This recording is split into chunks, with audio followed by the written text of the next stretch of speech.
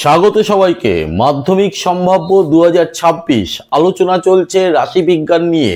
তার মধ্যে আজকে যেটা নিয়ে আলোচনা করব সেইটা ভীষণ সহজ এই কারণে দুটো বিষয়ের মধ্যে লুকিয়ে আছে।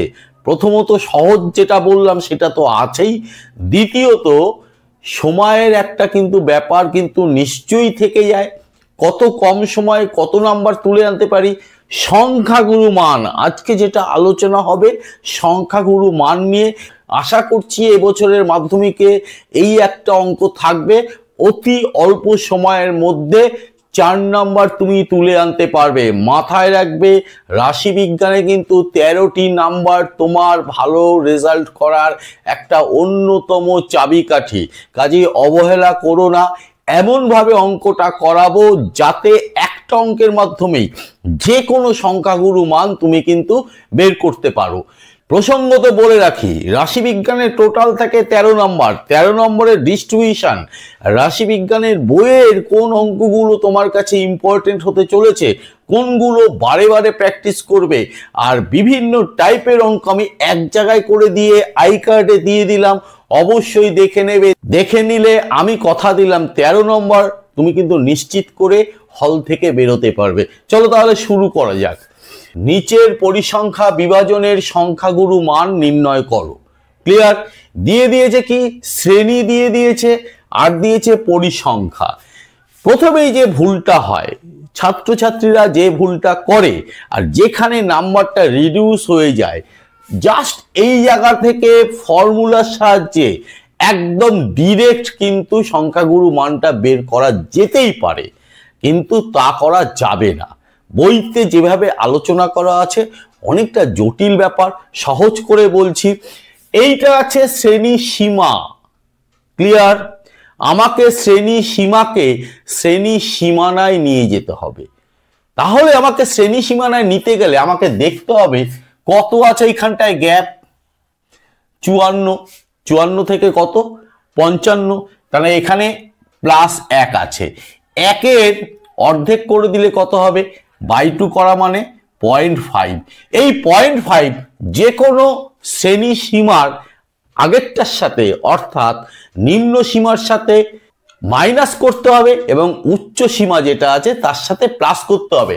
একইভাবে প্রত্যেকটা আগে করে নিতে হবে।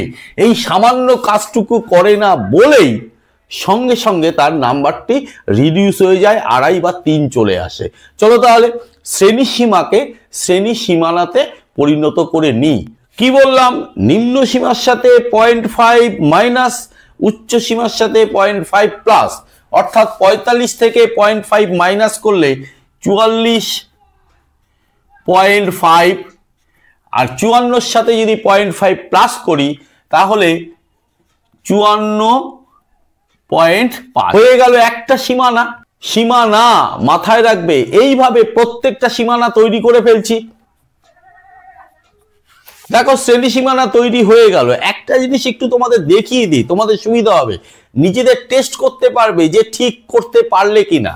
আগের শ্রেণী সীমানার উচ্চ সীমানা যেটা থাকবে সেইটাই ঠিক পরবর্তী শ্রেণী সীমানার নিম্ন সীমা হয়ে যাবে। দেখো 54.5, 54.5, 64.5, 64.5, প্রত্যেকটা তুমি এইভাবে টেস্ট করে নিতেই পারো। এইবার আমি পরিসংখ্যাগুলো বসাবো। এইখানে 8 পরপর বসিয়ে যাচ্ছি। 13, 19, 32, 12, 6। ক্লিয়ার? এইবার জাস্ট ফর্মুলাটাই ফেলবো। ফর্মুলাটা কি? একটু মুখস্থ রাখতে হবে। নাম্বার তুলে আনতে গেলে তো কিছু করার নেই, কিছুটা মুখস্থ বিদ্যা রাখতে হবে। ফর্মুলাটা পাশে দেখো লিখে দিচ্ছি, আর কোনটা কি সেটার কিন্তু বর্ণনা দিতে হবে। বর্ণনাটা দিয়ে তবে অঙ্কটা করতে হবে। চলো আগে সূত্রটা শিখে নাও। দেখো ফর্মুলাটা লিখে দিয়েছি, সাথে ফর্মুলার মধ্যে যা কিছু আমি জানি না, যা কিছু আমার কনফিউশন হচ্ছে, লাল কালি দিয়ে লিখে দিয়েছি। কেন লিখে দিয়েছি? তোমরা এইভাবেই করবে, আর এইভাবে আমি যেভাবে বলছি সেইভাবে মাথায় রাখবে। বুঝে নাও টেকনিকটা। যে কোনো কিছু মুখস্থ করলে সেটার মধ্যেও একটা টেকনিক থাকে। প্রথমে তুমি পরিসংখ্যার দিকে তাকাবে। সবচেয়ে বেশি কোথায় আছে? 32। তোমরা পেন্সিল দিয়ে দরকার হলে এরকম দেখাবে, লাল কালি দেবে না খাতায়। 32, এই যে 32টা আছে, এই 32টাকে F1 করে দাও। তার মানে এই সীমানাটার মধ্যে F1 আছে, ঠিক আগের সীমানায় চলে যাবে, সেইটাকে করে দেবে F0।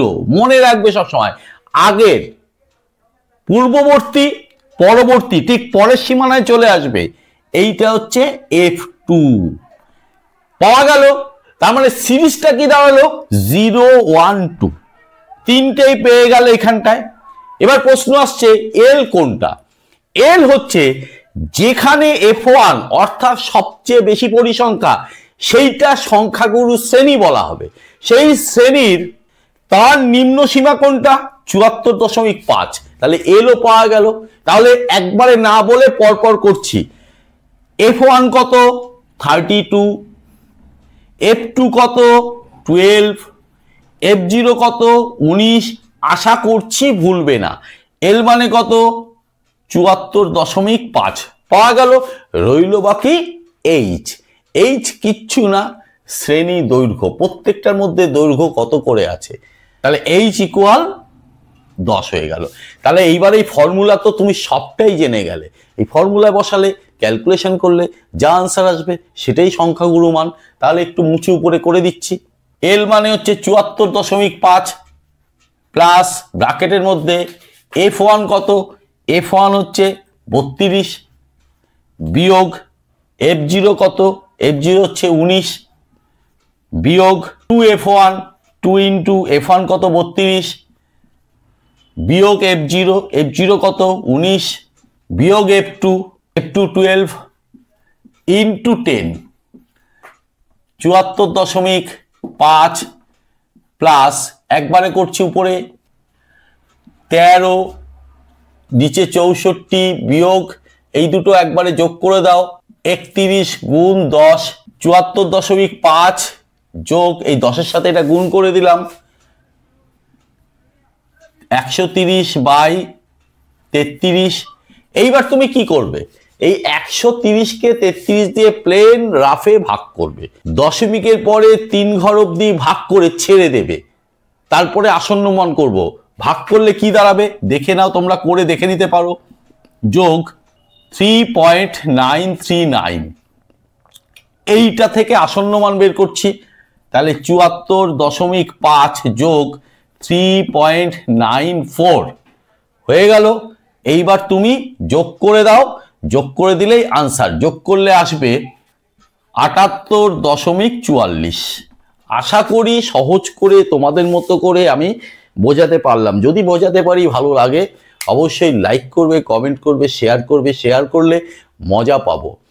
চ্যানেলটিকে সাবস্ক্রাইব করবে, সাবস্ক্রাইব করে বেল আইকন বাটনটি প্রেস করে দিয়ে অল নোটিফিকেশনটা চালু করে দেবে। আজকের জন্য টাটা, বাই।